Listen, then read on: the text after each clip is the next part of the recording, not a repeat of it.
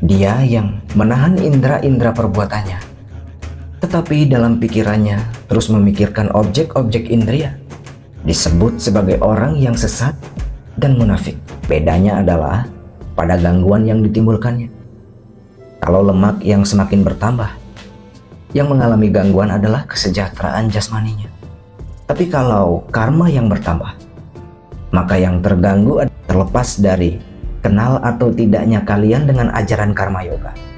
Pernah mempelajarinya atau tidak? Maka kalian telah menjalankan yang namanya karma yoga. Sobat bijak, tahukah kalian kenapa orang bijak sejak zaman dulu selalu menyarankan kalian untuk melakukan suatu aksi dengan tulus atau tanpa pamrih? Ada juga yang menganjurkanmu untuk melakukan sesuatu demi kepentingan yang lebih besar atau kepentingan orang banyak, sementara mengabaikan kepentingan pribadi. Kalau dicerna begitu saja, saran atau anjuran semacam itu mungkin terdengar seperti pesan moral atau pengumpulan pahala. Tapi bukan itu esensi yang sebenarnya. Kalau persepsi kalian cukup peka terhadap esensi energi yang bekerja dalam mekanisme kehidupan, kalian pasti menyadari bahwa aksi-aksi semacam itu ada kaitannya dengan peleburan struktur karma dalam upaya membebaskan diri dari belenggu samsara, yang mana ini merupakan landasan dari ajaran karma yoga, seperti yang sudah kita ulas sepintas di video sebelumnya. Dan untuk penerapannya sangat berkaitan dengan fenomena energi yang bisa mengalami difraksi dan redaman. Seperti apa penjelasannya? Tetaplah menyimak.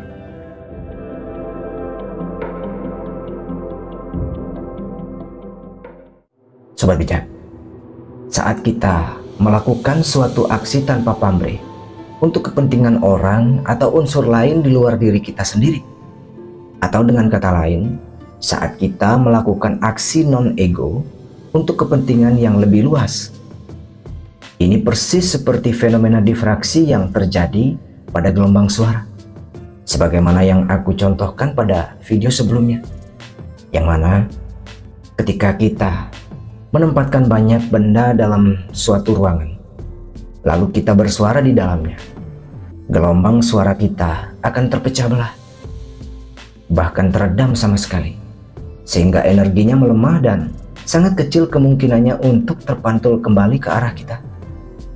Dengan kata lain, vibrasi suara itu tidak akan menghasilkan gema atau pengulangan suara yang sama. Dalam arti, saat kita melakukan suatu aksi untuk kepentingan orang lain ataupun lingkungan di sekitar kita tanpa pamrih, dalam pengertian lain, tanpa melibatkan ego atau belenggu individual kita, ini membuat energi dari aksi kita mengalami difraksi atau teredam sama sekali, mencegah energi dari aksi kita mengalami refleksi. Ini penting dalam upaya pembebasan diri dari jeratan samsara, karena bila energi dari aksi kita terpantul dan terserap kembali pada kita, seperti yang sudah kujelaskan sebelumnya, refleksi energi itu akan mempengaruhi struktur karma kita dan membentuk suatu kecenderungan yang menyebabkan kita mengalami siklus pengulangan nuansa dan drama yang begitu-begitu saja, seperti gelombang suara yang bergema, mengulang-ulang suara yang sama dengan sendirinya. Oleh sebab itulah, aksi tanpa pamrih atau karma yoga sangatlah vital untuk perkembangan spiritualitas kita, karena bisa membantu kita untuk terbebas dari samsara.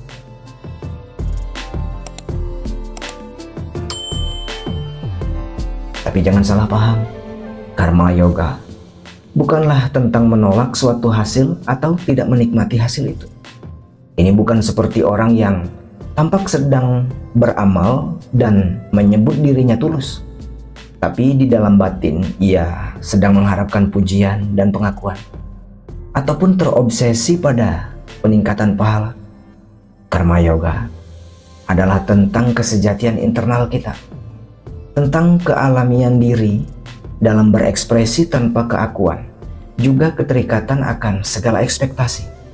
Ini adalah tentang melakukan aksi sadar secara alami sesuai dengan yang dibutuhkan keadaan, sembari mengabaikan proses psikologis kita terkait aksi-aksi itu.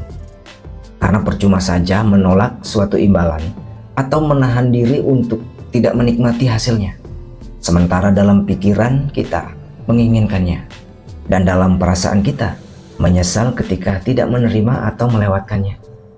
Aksi penolakan dan pengabaian imbalan atau hasil secara eksternal semacam itu bukanlah aksi tanpa pamrih, melainkan kepura-puraan atau kemunafikan. Hal ini juga sudah dijelaskan dalam salah satu sloka Bhagavad Gita yang terjemahannya adalah, dia yang menahan indera-indera perbuatannya, tetapi dalam pikirannya terus memikirkan objek-objek indria, disebut sebagai orang yang sesat dan munafik.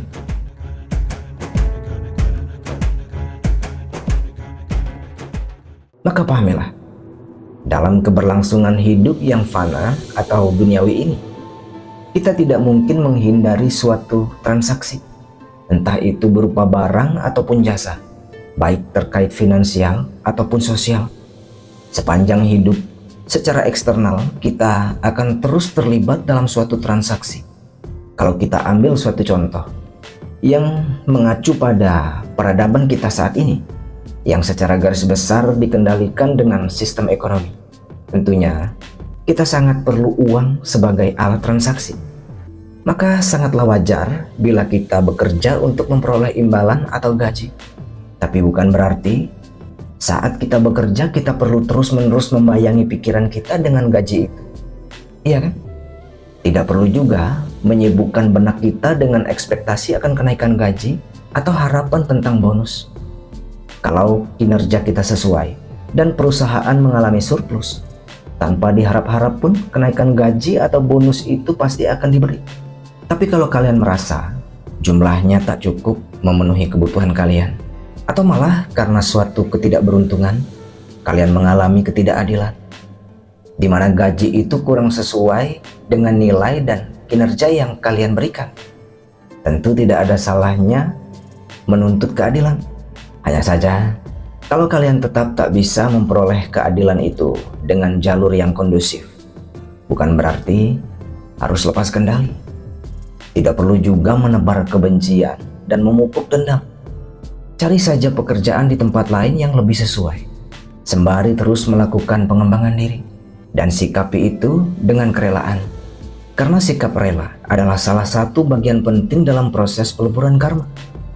Dengan kata lain, saat kita mengalami tantangan dan kesulitan dalam menjalani hidup, pada dasarnya itu adalah konsekuensi dari rekam jejak aksi kita sendiri, yang secara bersamaan momen terjadinya konsekuensi itu juga merupakan manifestasi dari gejolak energi yang terjadi akibat proses peleburan jejak-jejak karma kita. Tapi optimal atau tidaknya proses peleburan itu tergantung serela apa kita menyikapi konsekuensinya. Ini persis seperti ketika proses pembakaran lemak terjadi pada tubuh kita. Kalau kita terus-menerus menambah asupan lemak, bukan saja lemak kita jadi makin sulit terbakar, lemak itu justru makin menumpuk, membuat kita mengalami obesitas dan jadi rentan terhadap berbagai gangguan kesehatan. Itulah yang terjadi kalau kita tidak bisa menyikapi segala konsekuensi yang kita alami dengan rela. Meskipun itu hanya sekedar berdalih dan berkeluh kesah, itu juga merupakan ekspresi dari keakuan yang terjadi akibat si aku merasa terbebani secara psikologis. Aksi semacam ini akan meninggalkan suatu kesan dan menimbulkan jejak karma yang baru. Sama seperti orang yang tidak mau berhenti atau mengurangi asupan lemak ke dalam tubuhnya. Bedanya adalah pada gangguan yang ditimbulkannya. Kalau lemak yang semakin bertambah, yang mengalami gangguan adalah kesejahteraan jasmaninya. Tapi kalau karma yang bertambah, maka yang terganggu adalah jiwani dan rohaninya. Lain halnya kalau kita menyikapi konsekuensi itu dengan rela. Ini seperti kita berpuasa saat proses pembakaran lemak terjadi. Lemak akan terbakar lebih banyak dan lebih cepat. Begitu pula dengan yang terjadi pada struktur karma kita. Saat kita menghadapi tantangan ataupun kesulitan hidup kita dengan sikap rela, struktur karma kita pun akan terlebur dengan lebih sempurna. Apalagi kalau kita bisa mendukungnya dengan aksi tanpa pamrih yang kita tujukan untuk kemaslahatan aspek kehidupan yang lebih luas, seperti kepentingan sosial dan lingkungan alam di sekitar kita. Ini seperti orang yang melakukan fitness sambil diet. Selain lemaknya akan lebih cepat terbakar dan tubuhnya jadi lebih bugar, penampilannya pun jadi tampak lebih bagus. Yang dalam konteks peleburan karma berarti semakin banyak dan cepat struktur karma itu terlebur, maka jiwa orang yang mengalaminya pun akan jadi semakin sejahtera. Kesadarannya meningkat lebih pesat dan dia pun tampak lebih berkarisma. Itulah kenapa orang-orang yang sudah berkembang spiritualitasnya, meskipun nuansa hidupnya tidak sedang baik-baik saja, mengalami banyak tantangan dan dilanda berbagai kesulitan, dia selalu tampak tenang dan ceria seolah tidak terjadi apa-apa, karena dia telah mengalami santosha atau kesejahteraan dalam batinnya. Dan meskipun dia tampil bersahaja, tidak berharta ataupun bertahta, dia tetap disegani dan disenangi orang-orang di sekitarnya. Bahkan tak sedikit orang yang peduli dan bersedia membantunya meskipun ia tidak meminta. Karena ketika struktur karma semakin meluntur, spektrum warna dari energi prana yang disebut aura akan jadi lebih merona. Itulah yang membuatnya tampak lebih berkarisma. Selain itu, frekuensi energinya pun jadi semakin tinggi atau bersifat satwa, membuatnya lebih mudah beresonansi dengan orang-orang yang vibrasinya positif, juga cenderung beresonansi dengan lingkungan yang kondusif. Itulah garis besar mekanisme yang terjadi, termasuk benefit yang bisa kita alami bila menjalankan karma yoga, yang intinya bukan tentang mengabaikan ataupun menolak hasil dari aksi itu, bukan tentang apa yang kita lakukan atau tampilkan secara eksternal, melainkan kesejatian diri yang terekspresi secara alami. Dalam arti, kita beraksi dengan setulus hati, terlibat dengan niat dan kehadiran yang seutuhnya dalam aksi itu, sementara mengabaikan segala kesan atau gejolak psikologis kita tentang hasilnya, bukan dalam kepura-puraan atau dorongan suatu kompulsi, melainkan kealamian dan kesadaran.